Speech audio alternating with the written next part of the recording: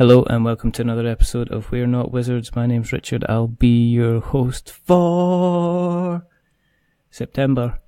That's all we're doing. I'm not doing the days of the week anymore because it's moving on. Because I think we're potentially near enough episode 200, which means I have not been stopped. I have not been thwarted, which means I can take my fight on to the rest of the podcasting world, which is always a good thing. But joining me tonight, I guess my podcast guest who is following me on this journey is the one, the only. You could say they're a little bit zany. You might even say they're a little bit quirky. It's Emma May from Emmerse Studios. Hello, Emma. Hiya. Is that it? You alright? Yeah, great. Thank you. I was expected to. Obviously, I need to consider that intro because that intro was quite rubbish. How you doing anyway? You well? It wasn't rubbish. I'm That's very good. well. I've just come back from a show and I'm extremely exhausted. So you kind of catch me on. I'm just catching sort of that second wind now. So I know we were having a conversation earlier where we were saying, should we talk tonight? And I was like, yes, even though it's been crazy.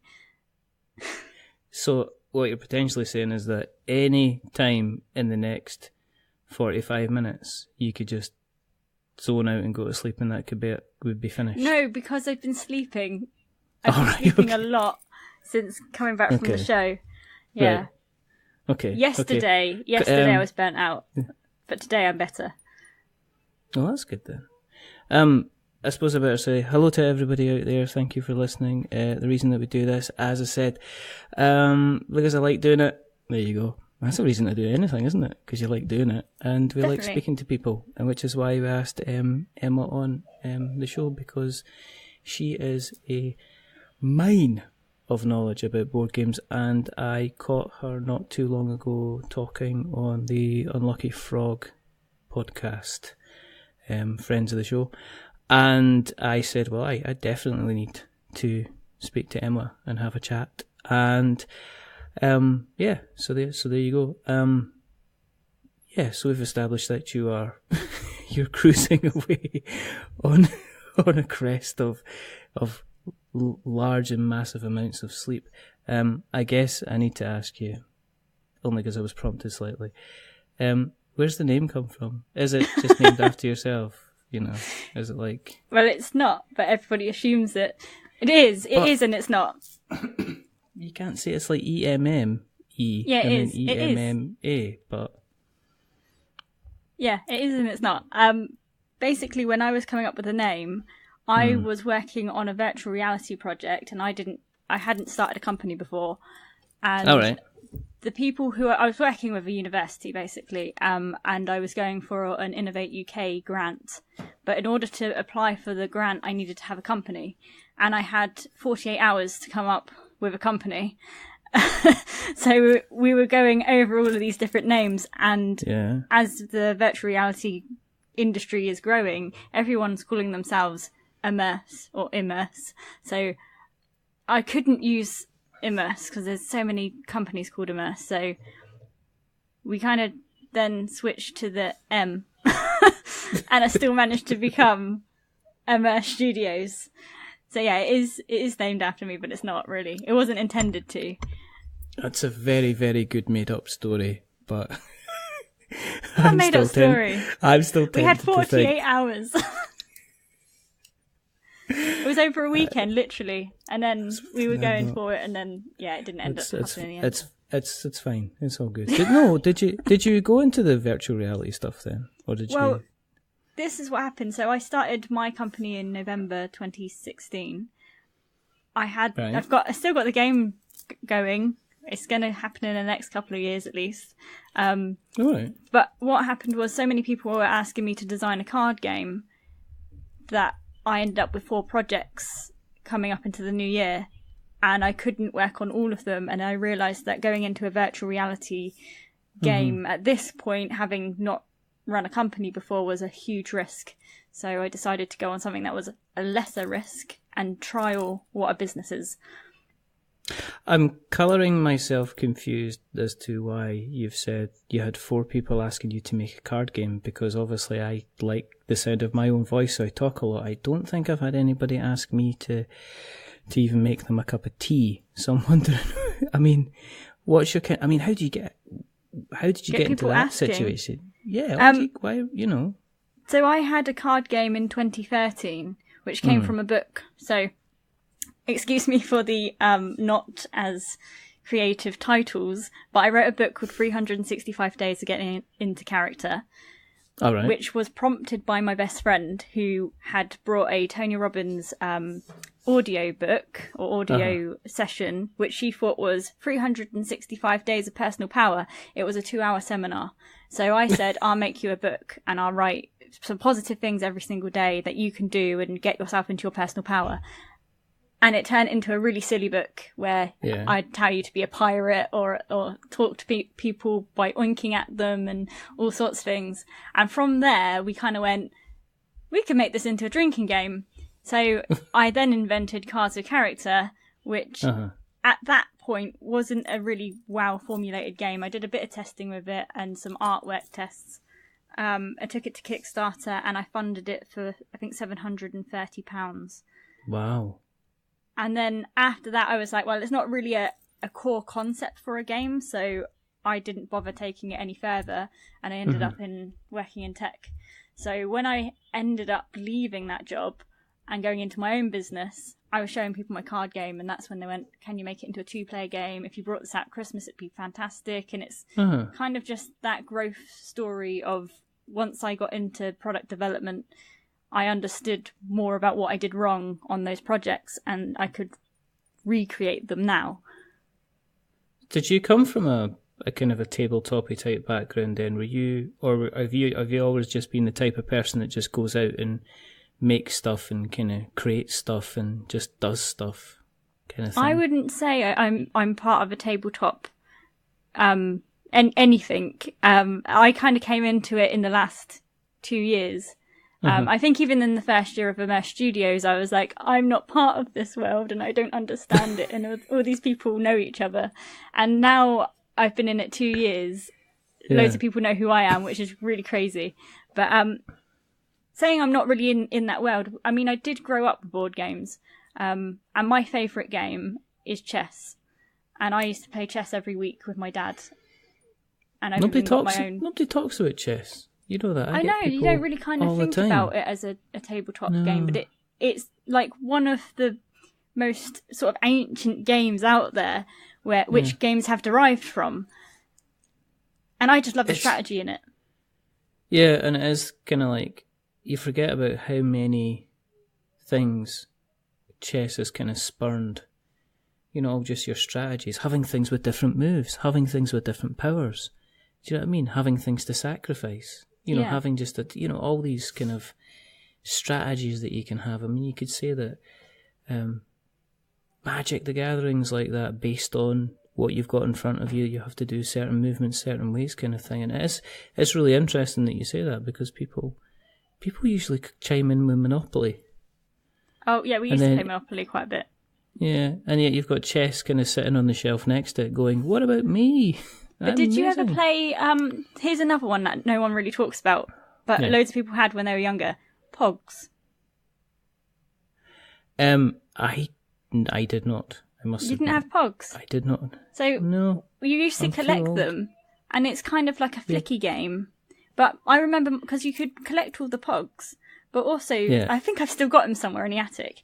My sister actually had the board game for it, and I can't even remember how you played the board game. I can't even imagine that. Has it got like little slots in the side so you could stick them all together as well? Or am I thinking of something completely different? That is something completely different. Yeah. I've been just being daft. No, I must be far too old. I still had like a stick and a hoop in the street. I'm going to have to post... I'll have to post some pictures of Pogs and see how many people retweet it. Yeah, I'm going to have to, because we've got a community on Twitter.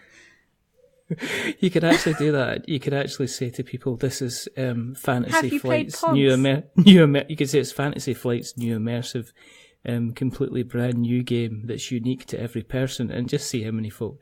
That's the type of thing I would do, just to see how many folk would bite, and then you get one smart person going, "That's Pogs." I think you'll find. Yeah, I wouldn't do that. My company policies is that we're very honest.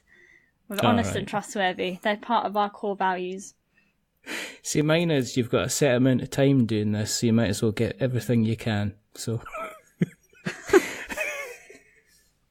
it's not very nice. It's not very honest, but it helps make me smile.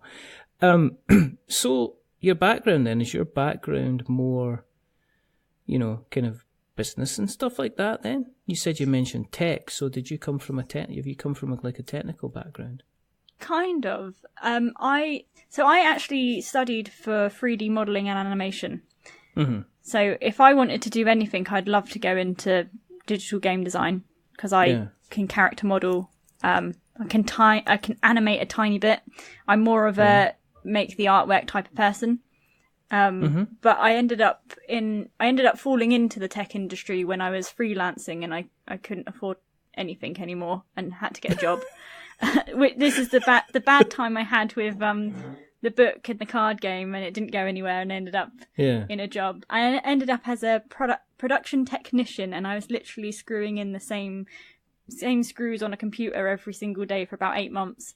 And I was like, I'm more talented than this. I can do something else. Really?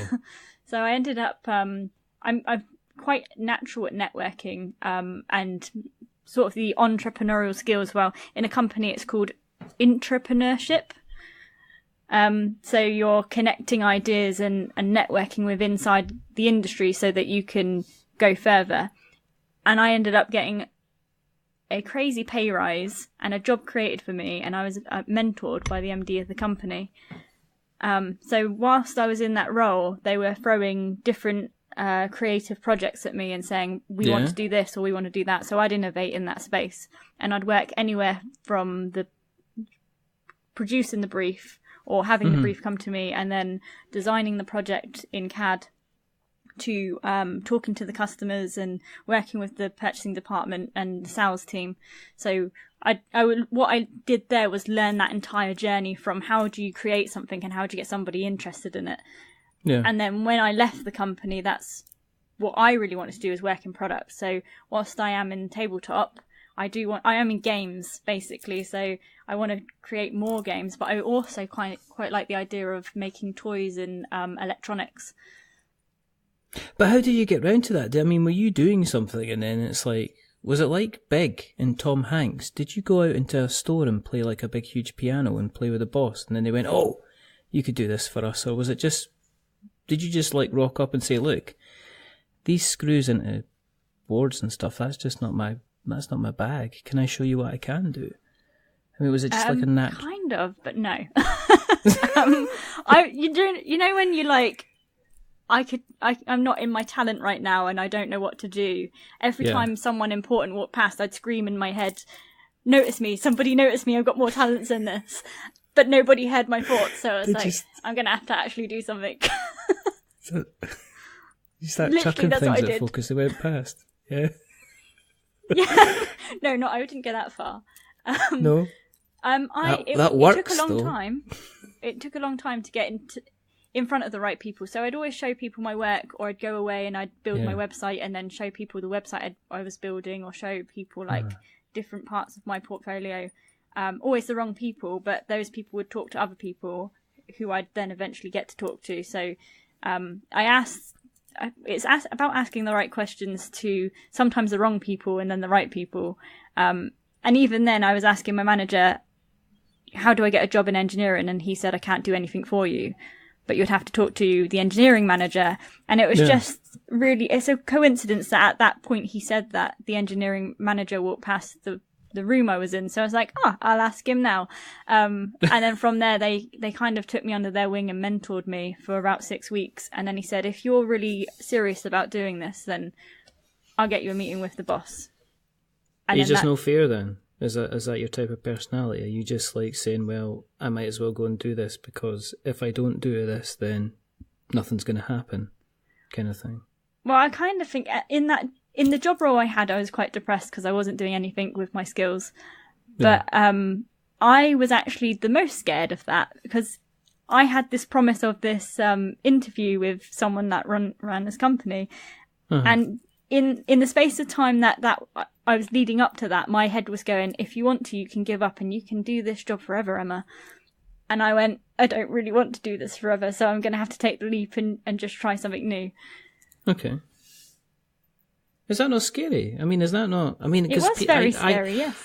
I know of a lot of people who would sit there and say, well, I could do this an awful lot better. And it's like, well, why don't you go and do it an awful lot better? And it's like, well, look, I'm living in a house and I've got a car and I've got mortgage payments and there's food that needs to go on the table and stuff like that. So was it...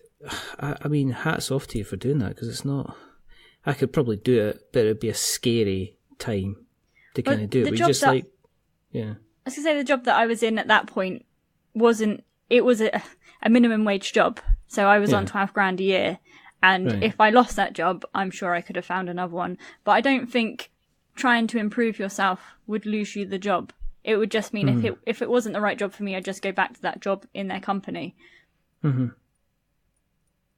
So where'd you go from there then?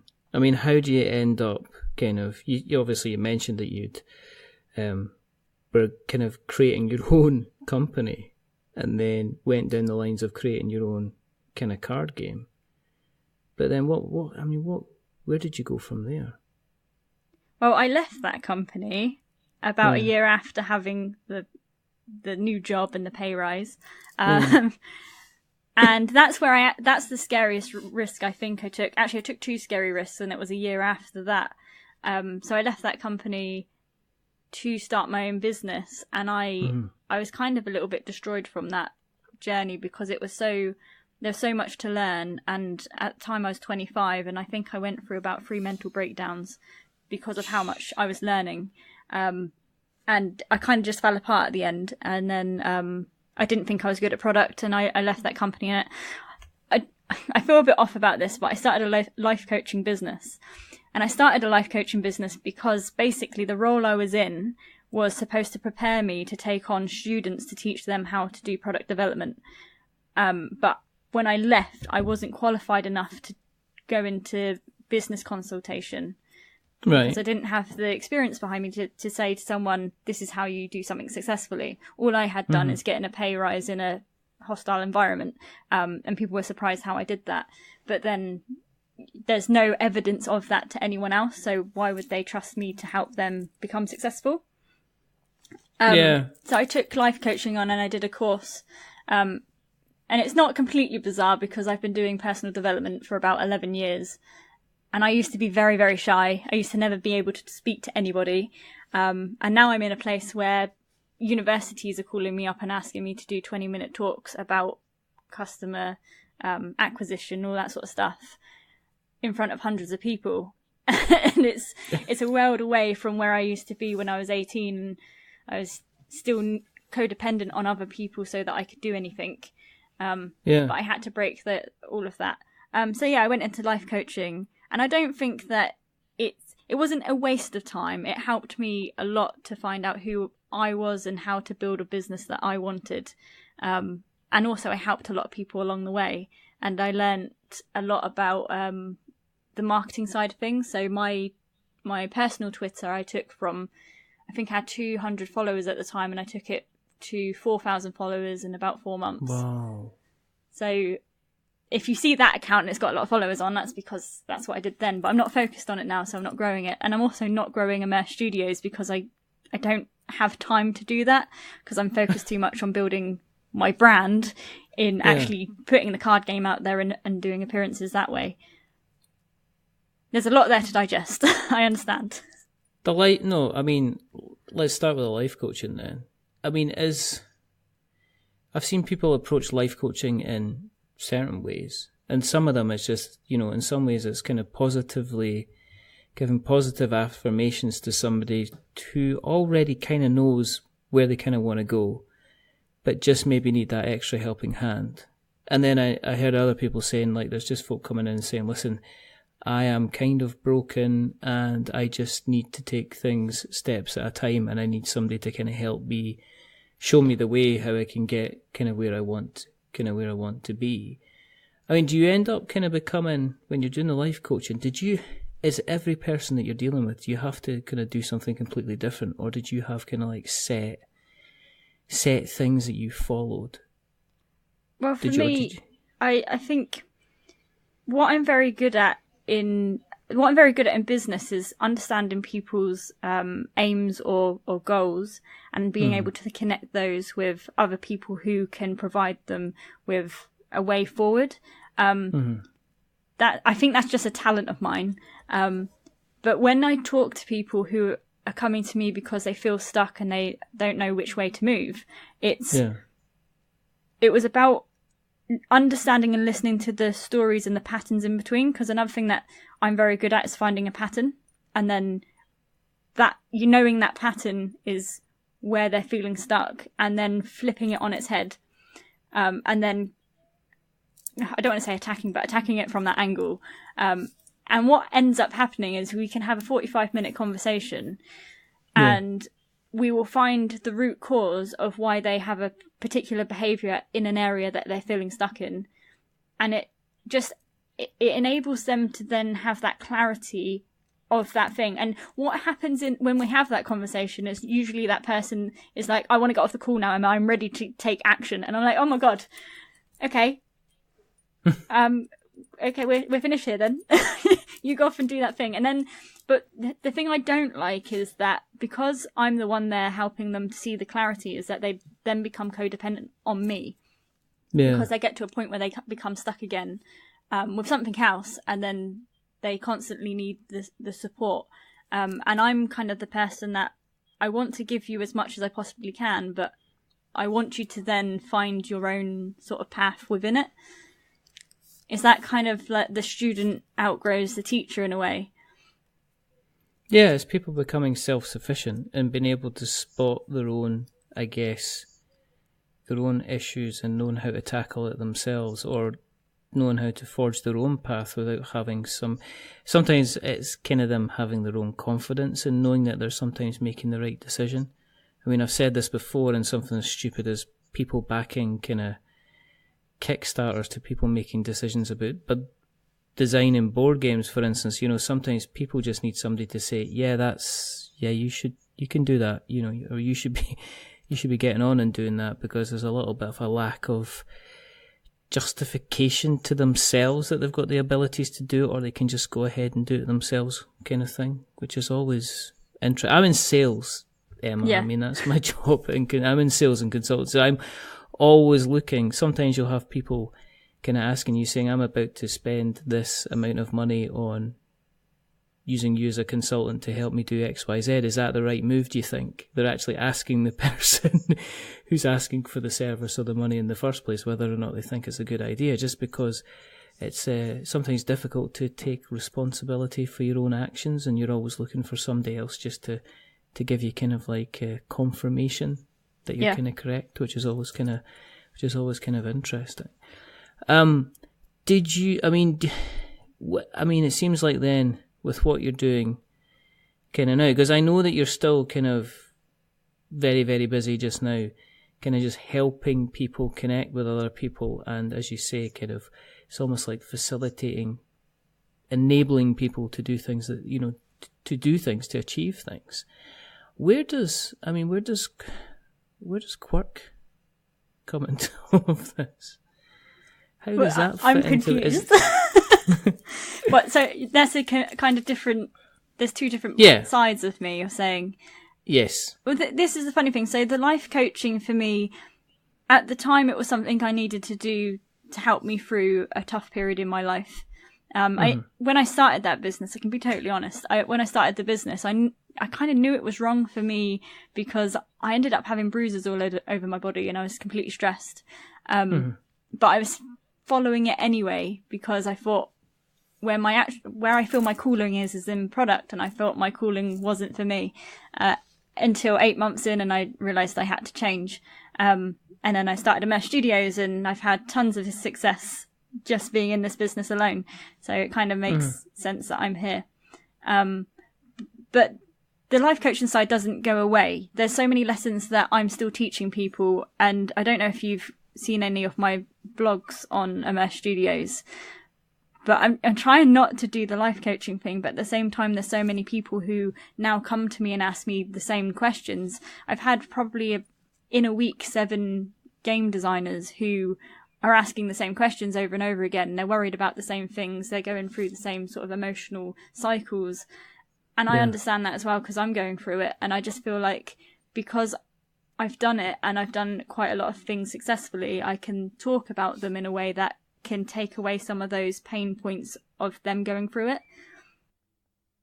Do you think there's a need for that then? Do you think there's a definite need? Because yes. It's a simple answer is yes. I don't think it's just the tabletop industry. The tabletop industry is growing massively, and there's so many people going, I can design a game. And there's a lot of naivety that comes with that. And I'm saying that as I've been through that naivety. I've designed Quirk, and I've put a Kickstarter campaign together, and I failed funding it because I thought if I just put a Kickstarter campaign together, it's going to be an excellent game and everyone's going to come and back it.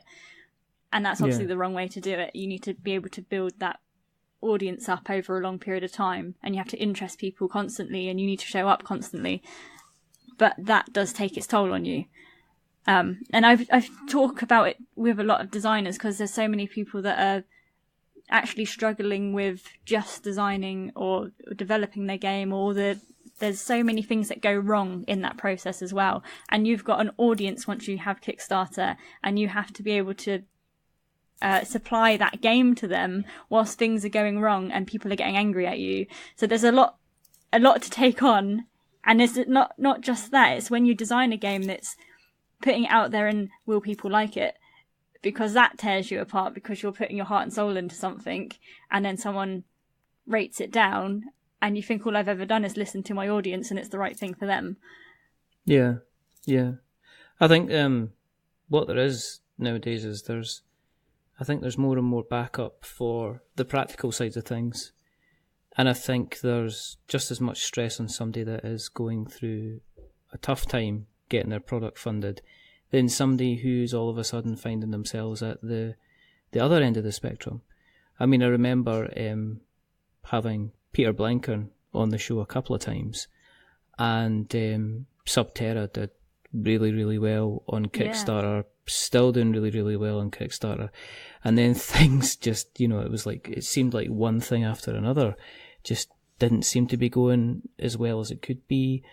And he was under a lot of pressure to deliver, and then all of a sudden he had several thousand strangers kind of almost knocking on his door asking, what's going on with this? I'm expecting this, when is this getting delivered? I was expecting this to have this is broken, this isn't working, I need this replaced, kind of thing. I think you consider kind of the design, you consider the logistics. I don't see many people kind of saying, I've thought about the emotional, the potential emotional stress that's going to be involved in running this, and these are the steps that I've taken in order to kind of almost protect myself from the stresses and strains that kind of been going on. Is that what you've been? Is that why people have been kind of contacting you? Yeah, that's the side of it. Actually, people contact me about the steps on what do you do to get where you're going. But at the same time, I like to put that emotional spin on it, because I know the struggle it is. The mental struggle is that it takes for you to do something successful, because whilst you can have a campaign that fails and that really hurts, the worst thing is having a successful campaign where you create more problems. So every time I get a next level of success, I've got 10 more problems to solve, and I've got more responsibility than the last project. So I always say, if you do a Kickstarter campaign and it fails, it's a really good learning structure for you, because at least then you don't have the responsibility to fulfill on something that you haven't done before, and you can then get your sort of head together and think, how can I do this more successfully, and then prepare myself for what comes afterwards. So, and also smaller campaigns are better for that as well. You don't want to have a massive success on your first game. Sorry. No. I think I think it's really weird because I've spoken to a lot of people who have had kind of massive successes on the first games. Like your Frank, as I say, well, Peter himself, that wasn't his first game, but it was certainly kind of a huge one that came after. Frank West, Kevin Young, of Inspiring Games. I've spoken to, there's a few guys across the pond, Mark Neiglinger, Richard Keane. I mean, all these guys have ended up kind of propping up kind of 6-figure Kickstarters, and they've gone from saying, oh, I'm a one-man band, or there's me and my brother, or there's me and a couple of friends, to all of a sudden I've got to think about offices, and or I've got to think about putting my best smart jacket on because I've got to be meeting some important people and things like that. I've got to be flying here or going and doing this or going and doing that. And all of a sudden, something I just wanted to be able to take out a box and have fun, all of a sudden became very, very kind of grown up indeed, which is which you can't prepare yourself for. I mean, kind of. You never know what's honestly on the other side. So, I mean, as much as I can give the advice on it's better to do a small campaign, I think it is better to do a small campaign because then at least you learn some of that journey without taking on massive risk. I'm always about small risk. I've been growing my business over the last 2 years, 10 months of development, and then the last couple, since October, so Quirk's only been on the market for 11 months now. And I've went from having, like, you look at Quirk on Kickstarter, and a lot of people will assume that it's not going to be a massive project because I think the first project I got 77 backers. The second project I had 142 backers. So I never do anything massive, but within 11 months I've sold almost 3,000 games on my own. And I've done that on Amazon, in the market, and I've taken on 10 retailers. But then I do things in a very precise way. I mean, are you quite meticulous in your planning then? Do you find yourself I wouldn't say so. One thing that I'll tell you a little bit about, but I won't go into detail of, is I've had probably a very troublesome journey with Quirk because, I put the first Kickstarter campaign up and it failed. And then 5 months later, I did 5 months worth of testing with my audience on the game mechanics, adding cards to it, whether the artwork was all right, cutting cards out, looking at the price point, and then buying a small prototype run to test that price point. Just around the time I was getting my first Kickstarter campaign funded, and I got funded for about 1,500 with Quirk, I ran into a trademark issue with a big games company. Really? And that was one of 2 trademarks. And it took me, I wanted just to have fun in my business. So I had to, in that space of time, still develop the game. I had to look into CE marks and getting it tested. So that obviously it was safe for toy safety in the EU. And then also battling trademark issues and wondering why all of my money was going on lawyers and not on my development costs. And wondering whether my business would survive. And I ended up for 9 months going through that, and I won both. And both of these companies, they're both probably multi-million pound companies, and I'm here starting up. And at the point that I went for it and I took on my lawyers, I had to believe that Quirk would do what it's done in the market in the last 11 months that it has done before it had done it. Which is an incredible amount of faith. Were they expecting you just to kind of like put your hands up and say, right, you win? I take it that was probably, that what they were kind of expecting? Probably because I was so small at the time. I think one of them actually saw me at the UK Games Expo and gave me a business card. And that's the problem. You kind of never know who you're speaking to, especially when you're really small. Yeah. And it's a strange thing because it's like I've seen, what was this? I saw something ridiculous the other day about some guy who was selling chicken out of his restaurant was getting sued by Nando's of all people because his business name was Fernando's, and oh right, Nando's were suing him and they're saying, well, why? And it was just a letter to say, like, look, we're gonna potentially sue you for trademark and, you know, potential copyright and everything, all the infringements, you know, big long letter, lots of complicated words, planning to scare. This guy's like got one shop. You know, he's not a multinational or anything like that. I think that's what they try and do. If they see that you're quite small, they try and stomp on you before you become anything big. Yeah. But I mean, that must have been... I'm just going to say, just imagine the emotional turmoil I was going through and still trying to put a game into the market.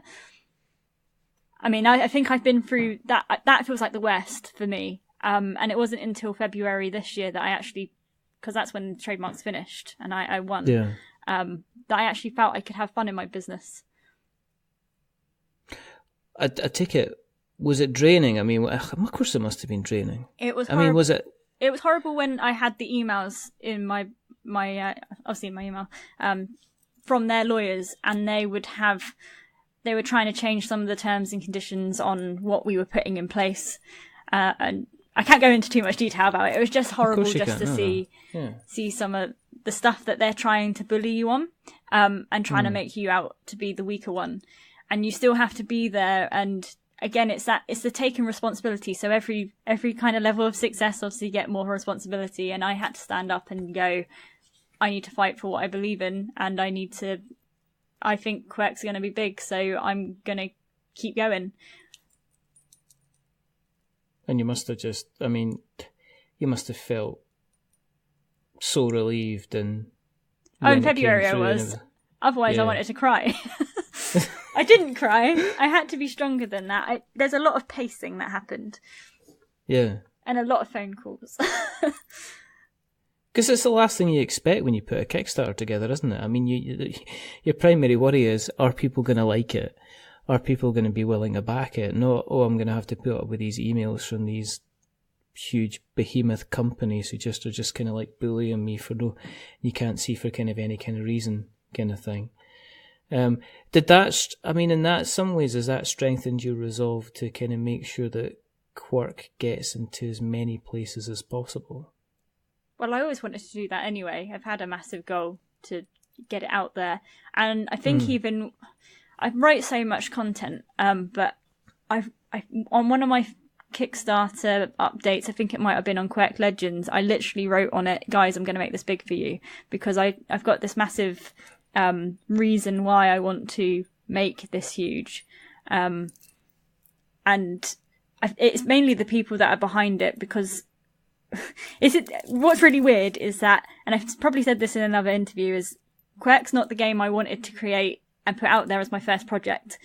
And when we made the game, and I say we, because we had to take my old card game and turn it into a 2-player game, my sister, and I've written this has been in an interview, my sister took the whole card game and she basically told me what would work and what wouldn't work, and then said turn it into Go Fish. So it was kind of like the quickest, simplest method of coming up with a card game. Yeah. And I went, I don't want it to be Go Fish. I want it to be its own thing. But again, there's no original concept anymore. So with the cards that I had in the game, it was Go Fish, but we added the elements of being able to steal and defend and have the skip cards, which is that kind of next level up to Go Fish. And also, you have to make sounds and actions, which I haven't seen any other game do that with that concept. So it feels like a completely unique game, or an innovative version of Go Fish on the market. And then from there, it expanded. We've got Mischief cards, and I'm developing a new Kickstarter campaign, which I know this is why you got in contact with me in the first place, was about Quirk Hallows, because I'm I will be developing Quirk Hallows for October, an October campaign, and I'm actually worried now because I'm so busy that I'm everywhere and I still have to sit down, and I think I've drawn most of the characters out of my sketchbook, but I've digitized about 4.5 of them, and there's still a whole load more to do. And I mean, in the next couple of weeks, I'm going to be going to EGX, Tabletop Gaming Live I'm going to be exhibiting, and then 3 weeks after that I'm going to Essen to go to Spiel and exhibit. Wow. And I need, in between times, I'm also away, so I'm away for quite a lot of the time. I'm going to be in Paris and London in between that as well. And I need to be able to sit down and put this card game together, this new one. But it's going to have new cards in it. It's going to have it's going to be the same Quirk game, but it's going to have, I'm going to call them trick or treat cards. So that's the expansion pack that will come with Kickstarter, because I always do something special for Kickstarter campaigns. And also everybody wants a t-shirt, which I didn't expect would be so popular. You see if you're going to have a room full of t-shirts at some point in the future then. Yeah, so when I did Quirk Legends, I had a t-shirt backer spot. And nobody, like only about 5 people probably chose a t-shirt. And as soon as I had them printed, after the campaign, so many people said, "How can I get a t-shirt now?" And I was like, "You can't. That's the whole point." But now, that's the whole point of selecting your reward. Yeah, you select your reward at the time. I went back and I actually did a pre-order for them because they were so popular. And then this year, this campaign that I'm thinking of doing for Quirk Hallows, I wasn't intending on doing any t-shirts because I just don't have enough time to do loads of things. I kind of want it to be quite a small campaign again. And so many people have said, if you release this game, I want to back for a t-shirt. So I feel like obliged now that there's going to be some t-shirts available for this campaign. You see what I mean about the pressure and the responsibility? It's just, I don't know if hats as well, baseball caps, that'd be a good idea. You should maybe consider, you might as well in for a penny and for a pound. You say this, but really what I kind of look at is I know how much it costs for me to send the game in certain types of packaging. So it kind of, I'm always about the most efficient way of being able to deliver this. So I got a lot of praise for Quirk Legends because I delivered that project within 6 weeks of the project being funded. I think it was about 6 weeks of that. I'm sorry, you said 6. Sorry, 6 weeks within you. Sorry, the line went a bit funny. You said 6 weeks within funding. Yes. No. So we got funded. And then within 6 weeks of us being funded, the games were in people's doors. That's just amazing. I know folk that are like sending out updates saying we're going to be 6 weeks late on our 3-month kind of time window. I mean, that's meticulous. That's kind of like meticulous type planning. But again, well, it wasn't even planning. I didn't even have a print supplier when that Kickstarter funded, and I was still looking around for who I was going to go and print with next because I knew my print run would have been bigger. Yeah. And I ended up finding a company in the UK, and because I do print in the UK, and again, like I've already talked about my company values, one of the things I value in my company is giving back to the UK economy. And I print Quirk in the UK. What that means is it's got a clean supply chain. There's a big thing about modern slavery, and when you go to places like China, you don't know what the supply chain is like and what they're working for. So it's really what's hard about that is going into large retail, because if you read any of those policies, they have a Modern Slavery Act, and your supply chain has to be like a squeaky clean so that they can buy your product in. Otherwise, you're doing a disservice to the retail chain that you're selling into. I mean, I don't even know if people realise, people think about that. I think there's this thing to kind of keep the costs down as low as possible. And a lot of guys, I mean, they ain't taking no trips out to China to go and inspect kind of like the factories and stuff like that, Because I know that when you're doing something like a card game, I mean, it's different if you've got components in your games, because it kind of costs a bit more to go to the UK. So you have to go to a games manufacturer. But with a print run of just cards, China is expensive. Yes. But it's expensive in the terms of, it's like I went to China to look at my card game, and it was very, very cheap. But by the time they put the delivery costs on, I might as well have went to the UK. And I said to someone recently, I was like, there's no point me going to China, because it's like me going, do I want my cards in a 2-week turnaround, or do I want them in 60 days? So I went with the UK. Do you think that's maybe just is that an education thing then? Because I know that there's a lot of people out there that will just, automatically, I'm going to get quotes from China in order to get anything made. Whereas the kind of the UK market is is it maybe a missed opportunity? I mean, are there printers out there that aren't aware that the kind of the board game space is something to kind of be investigated, quite simply because they've not been asked to print stuff like that before? I mean, if I go into printers, I can't imagine sitting down with them and saying, well, listen, I need this, this, this, this, and this, because there's a chance they haven't done it before, so they might not have the capability. But is maybe that's my own ignorance, but maybe that's a market that's kind of untapped. And I guess you automatically think China's going to be reams cheaper anyway, I guess. Well, this is the kind of experience I've got. When I worked in the tech industry, one of my jobs was to source all the components for the product I was making. So right. I would have to go to several different companies, and I have to create a spreadsheet of all these components, and then say, okay, well, we're going to do a bulk order. Where is the cheapest order for this? And one of the things I was looking into at the time was projection molding. And we could have went to the UK. I mean, looking at projection molding, anything you do in volume is going to cost you about £30,000 because there's a setup fee, and then you've got to pay for you've got to pay for the molds, and you've got to pay for the product to be made, and get the volume. And then I'd have to take the consideration of the setup, and also the consideration of where I was getting it printed and the lead times, and then the cost per unit.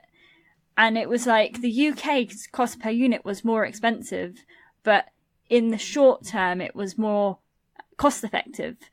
Whereas in China, it was so much cheaper, but if anything went wrong, then you'd have to go and spend another £30,000 to get it redone.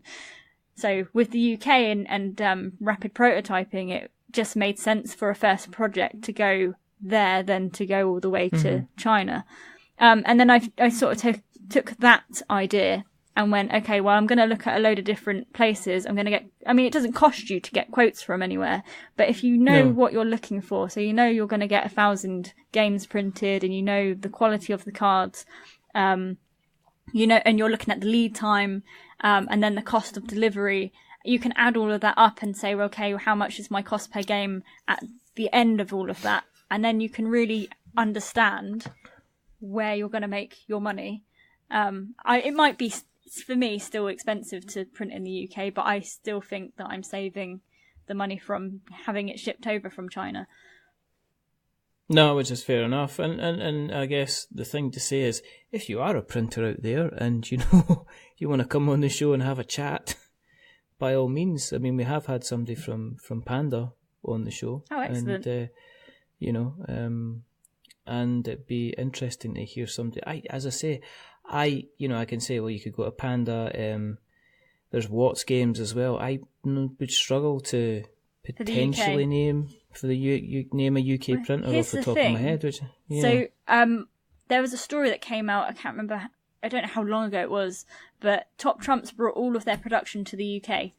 And what that says to me is, if a massive company like that is taking everything back to the UK, then it's not cost effective to be anywhere else in Europe or in Asia. So yeah, it's kind of interesting, I guess. It's taking the lead of the big guys. Yeah, I mean, that's what they'll do. If you look at what the big business is doing, then that's, shortly the small business ends up following pretty quickly, because that's, people go where where kind of the money is. So I can give you I can give a shout out to Heartgraph, who are my printers. A lot people come to me and say, "Oh, I've seen your game on Heartgraph's website," so it's not a secret that I use them. But they are actually very good for printing card games because they have invested in 2 massive LIFO machines. And I went there and I saw 3,000 cards be printed in front of my eyes within an hour. And then they've got the equipment to cut the cards, they've got the equipment to make the boxes up, and they can do that all for you and then they can even send it out if you have an agreement with them. So it just depends on the kind of model that you have. But they are looking at the games industry, they understand the trends that are happening, and they are preparing themselves for an influx of game inquiries. I think we'll get them on. I can introduce you. I would love that if you did that. I think let's get somebody from the UK kind of on just to represent the UK printing people. That would be a very, very cool thing. Very, very cool thing to do. I'm conscious of time, but anyway, I have questions in relation to Amazon, because you are one of these people that is selling on Amazon, and you've got your game there, and we kind of had a chat about that. But have you found kind of even having the presence on Amazon, has that been useful? Has that helped to provide the kind of a little bit of a kind of a tail in terms of online retail for you, or is it just a big pain and you're only there because you have to be there kind of thing? Oh, there's so many questions around Amazon. I kind of want to go left field and then come in with something else. But do that. Okay, so I want to talk about niching, and hopefully I can bring this back so it makes any sense, but I might go on a tangent and we'll never go back there. But that's fine. We've just fallen into black holes and talking about design and development. That's okay.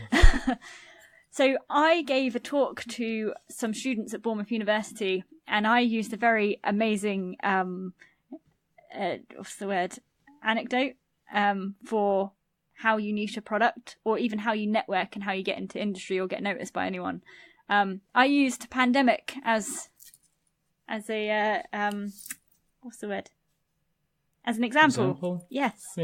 So most people listening to your podcast will know how to play pandemic or how pandemic works. So I just don't think I need to explain it, but the way you should niche is how pandemic works with viruses. So you need to infect your brilliance. This is my term. You infect your brilliance in one area until it outbreaks into all the other areas. Yeah. Okay. Right. And that's niching. So Amazon has been very good for me to get me the sort of clout behind me to say we're a 2-time bestseller on Amazon. But in order for me to become a 2-time bestseller on Amazon, I was going up against games like Uno, Travel Guess Who. There's some other games on there that are... There's some big games, and what I did was I tallied every single game on the top 20s page, and I got to slot 11, I think, within 6 weeks of going on to Amazon.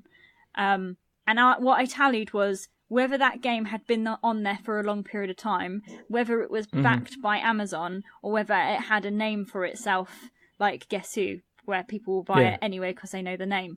And my game was the only independent game on the first page of the bestsellers list for travel games. And that's because of that little anecdote or example I've given you for pandemic is infecting your brilliance in a niche area so that it outbreaks. So the idea with that, and I'm giving away my strategy here, is that That's fine. I'll cut this entire bit out if you want. I will not cut this bit out. This is gold. Keep going. Yes. So I niched in travel games because everybody, when people go onto Amazon, they go, okay, I've got a card game. I'm honest to it. I've got a card game.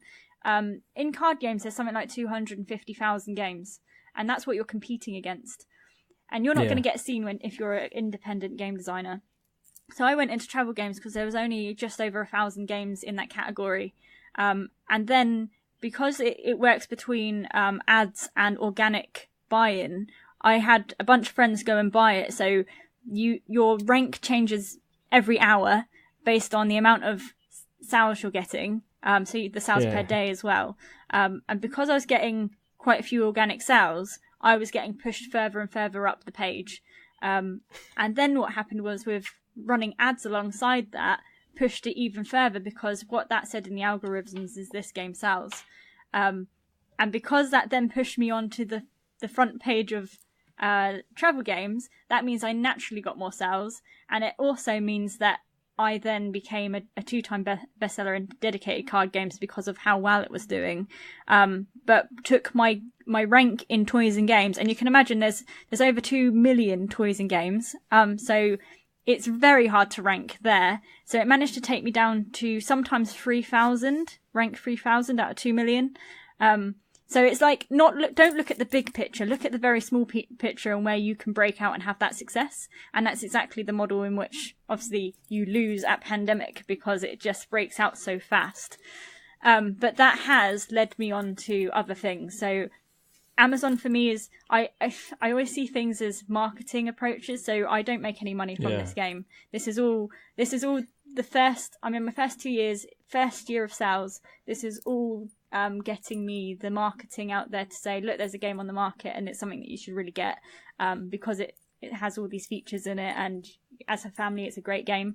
But it's not like, I'm not doing it for profit at the moment, and everything that I make on Amazon goes straight back into the business. So obviously I'm doing Tabletop Gaming Live, I'm going to Essen. That money's paying for my hotels, and it's paying for me to have a stand there, and it pays for me to have food whilst I'm out there. But it doesn't go into my pocket at all for me to then have a life. So yeah, it's a strategy, I would say, and I always say that to people. And also Kickstarter is like, don't go on Kickstarter expecting to make any money for you unless you expect to do one product run and then just take the money from the product run. If you want to grow a business, you're going to have to put all that money that you make, any spare money, and put it back into the business and keep doing that until it starts making a profit. There's a lot to digest there, I understand. I think there's 2 things I have to say. I think the first thing is I think this is the beginning of potentially many conversations, because you have to come back on the show. That's what Unlucky Frog said. I do things differently, very differently. Well, I like to think I'm not formulaic, and then I just look at my ingredients and realise that I am. But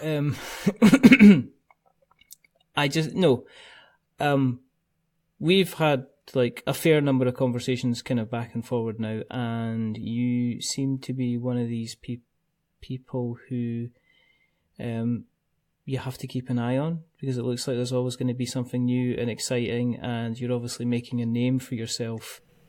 Well, we haven't even spoken about the Autumn Fair and what's happening next. Something big's happening, but I can't talk about it.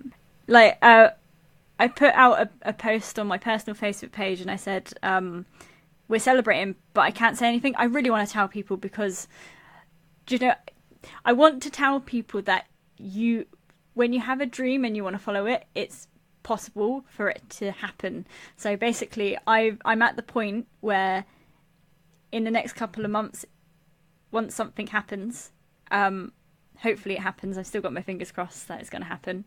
It's very positive at the moment, but that it is possible that your dreams will come true, because I've had this on my mind for the last 2 years, and it's just, I'm just blown away by what's happening. And I want to give people that advice. I actually did I did a 20-minute vlog, just telling people where I am, but I haven't put it anywhere. I've kept it for myself because I'm unsure whether to post it.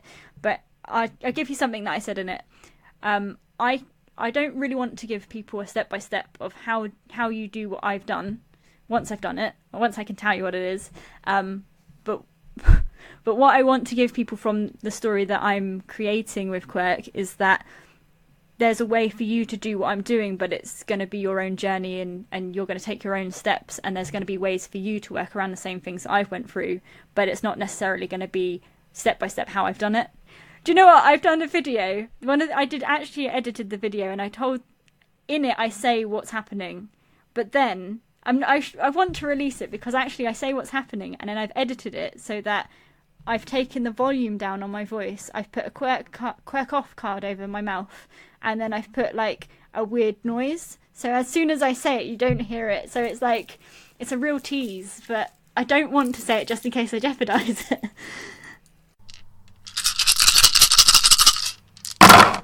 Where do we find you on the interweb nets? I was going to say asleep, but on the internet. I am on Twitter at Emmerse Studios and Instagram and Facebook at Emmerse Studios.